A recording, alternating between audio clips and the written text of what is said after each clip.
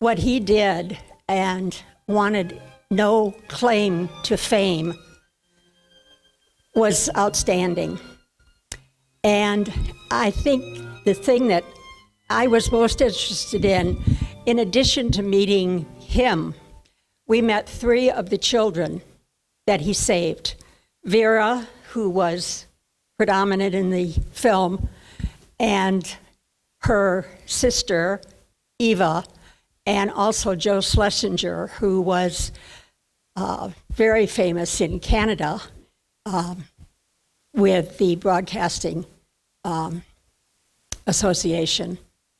In fact, he did a couple of the narrations of prior films that we had seen.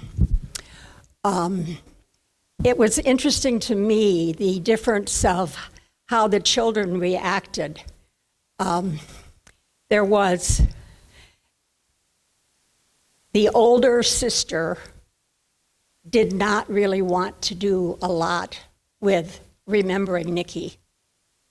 And yet Vera was a very important part of his life at the end of his life. And Joe Schlesinger was the elder of the 2 boys. He did not seem to have a problem with supporting Nicky in his later life. And part of that was, of course, his journalism experience and his background. But part of it was just a difference of people. And I found that very interesting. We first went to Maidenhead, and my daughter was with us, and Larry, of course, led the way. And we jumped on the train and went to Maidenhead, and we saw Vera and met her then.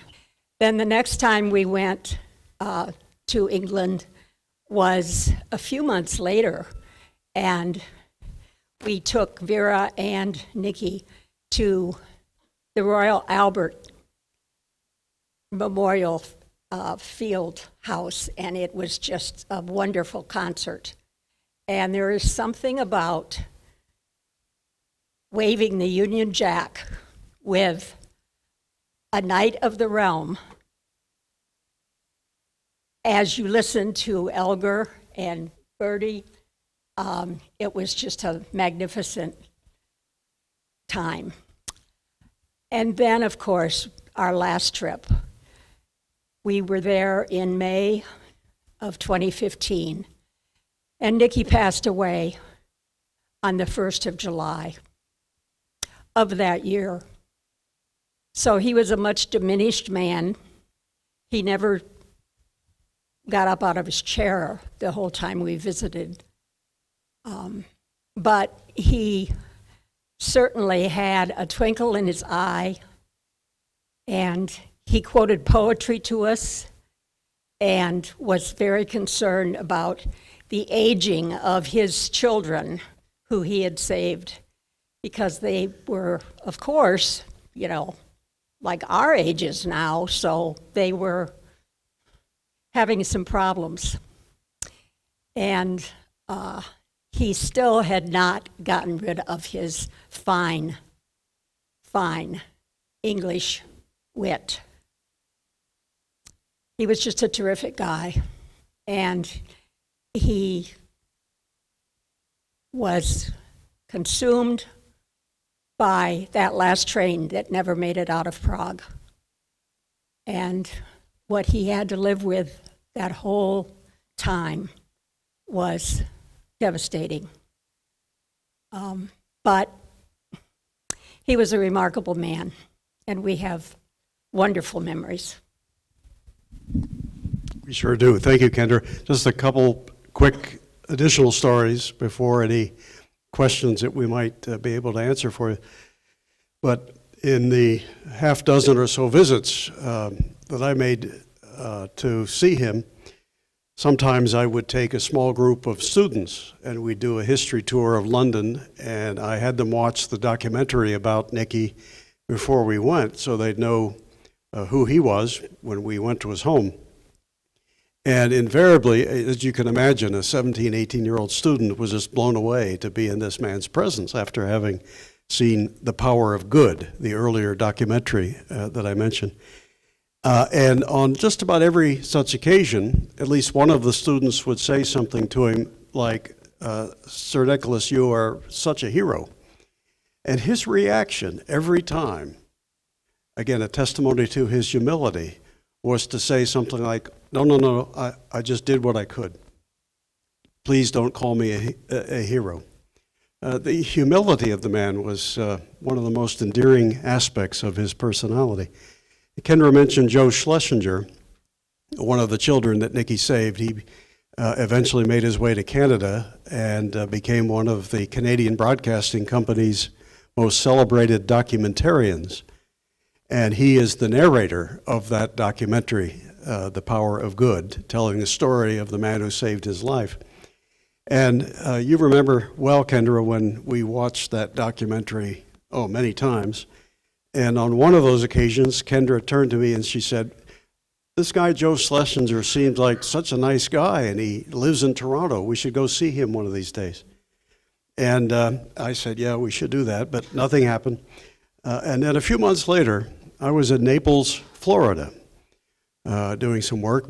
Was there for a few weeks, and I just had lunch. Was walking across Fifth Avenue, the main street in Naples, and I heard a voice that I immediately detected. I looked up, and I said to a man, "You're Joe Schlesinger." And he said, "Why, yes. How did you know?" And I said, "Well, I've met the man who saved your life. I know Nicky Winton." And the more we talked, at one point he said, "Oh, are you the guy that wrote that essay?" And we have it out here. The Mackinac Center has reprinted it, so I hope there's enough for everybody. And I said, "Yeah, that was me." And well, he and his wife had just arrived in Naples. They didn't know what to do or what to see. They were just taking a break from the snow. And so that week I was able to take them to dinner several times, took them to the Audubon Sanctuary, and just wonderful people. Then we went over to Toronto and met them as well. So just about all those folks have passed on, but they have left behind a truly remarkable story and a testimony to the importance of character. It not only makes your life worthwhile, it can save lives too, as it did in this case. And I think, obviously, Nicky's story is that Chayun Segura, who was a Japanese consulate, who I think is credited with saving 5,000 or 6,000, similar to Nicky's type work. It's hard to make a film that's exciting that's really a lot about paperwork. So give us a little bit more on the importance of character, because, the key with it is you're doing something that is very unlikely that anyone will know. And there are hundreds or thousands of stories of people doing things we don't know about. But a lot of your theme in the work is that idea of character, things that people are unlikely to ever find about. Can you share some more about that? I often get asked, no matter what the subject may be that I'm somewhere giving a talk about, quite often someone from the audience will say, well, what do you think is the biggest issue in the country? And I think most of the time they expect me to say it's the deficit, or it's the national debt, or it's opioids, or it's crime, or any of the things that dominate the nightly news, all of which are important issues. But I always say, no, the most important issue in this country, now and always in the past, and surely in the future as well, and just as true for every other country, is character. Everything else flows from it. And I don't know of a single nation in all of history that lost its character and kept its liberties. Those two things, individual liberty, so rare in the history of the world, is the other side of the coin from character. And by character, I'm talking about such things as honesty. Can you imagine a people being free if they are dishonest people who don't value truth, lie to each other. You couldn't make a contract, you couldn't shake their hand and say, thanks, we got a deal. I mean, it would be chaos to live in a society where truth is not valued. But that's just one of many character attributes that really make for a personal success and a nation's success. You have humility is another thing, the idea that as much as you may know, there's still a universe of knowledge out there that you don't know. And, that's going to be as true the day you check out as it was the day you checked in. And if you realize that, then you tend to want to become a little more of a humble person, to focus on self-improvement. I think sometimes the most unhumble city in the country is Washington, because it's loaded with people who, though well-meaning in many cases, they really think they know enough to plan everybody else's life. So humility is important. I wouldn't want to live in a society of arrogant, condescending know-it-alls who want to live your life for you. But then other character traits that are important are responsibility, courage, gratitude. I don't think sometimes we talk much about gratitude, but we ought to. So important. A bioethicist a few years ago by the name of Emmons produced a book based on his team's research over many years. And in that book, Dr. Emmons said that the evidence suggests that if you are a person of a grateful spirit, that gratitude, that attitude of gratitude can add as much as 7 years to your life.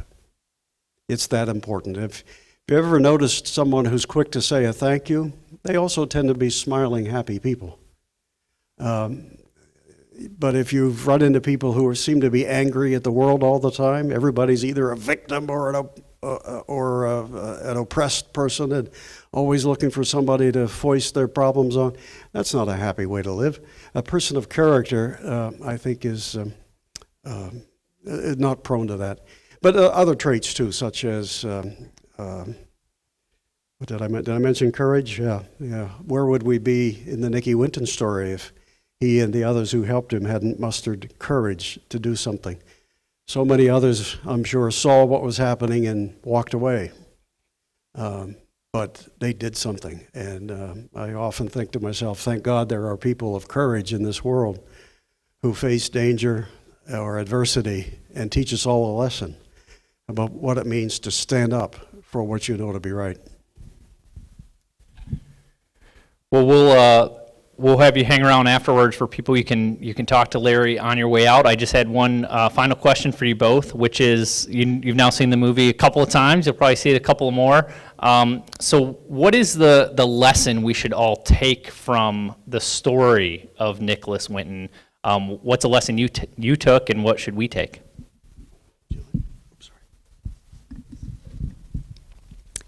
He had a saying that if it's not impossible, then we should try it. And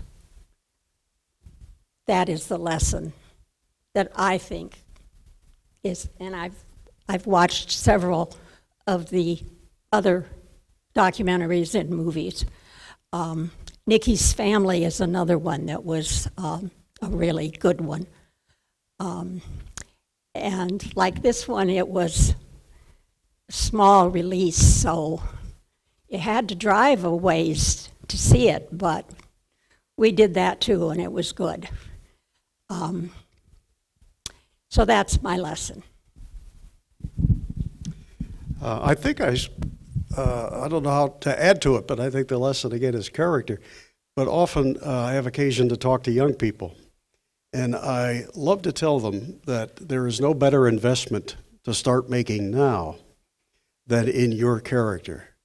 And once you know what the right thing is on one matter or another, if you truly are a person of character, you'll commit yourself to it.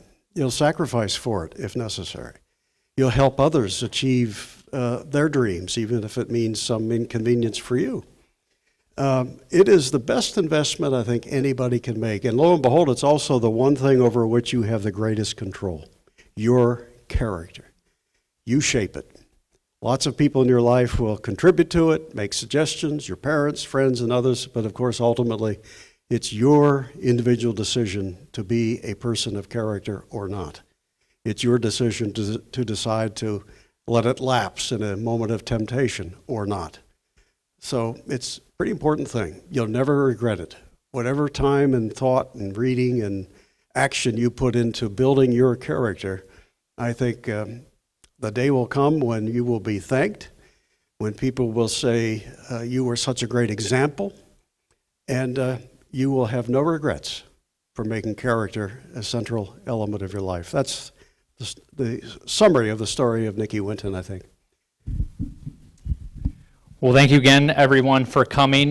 We're big believers at the Mackinac Center in kind of civic responsibility, nonprofits, social groups, people solving problems, and a lot of times when we aren't doing a good job of that, that's when the government does step in. So we talk a lot about the moral responsibility of people, and we think America's pretty great at that, but we need to keep it up.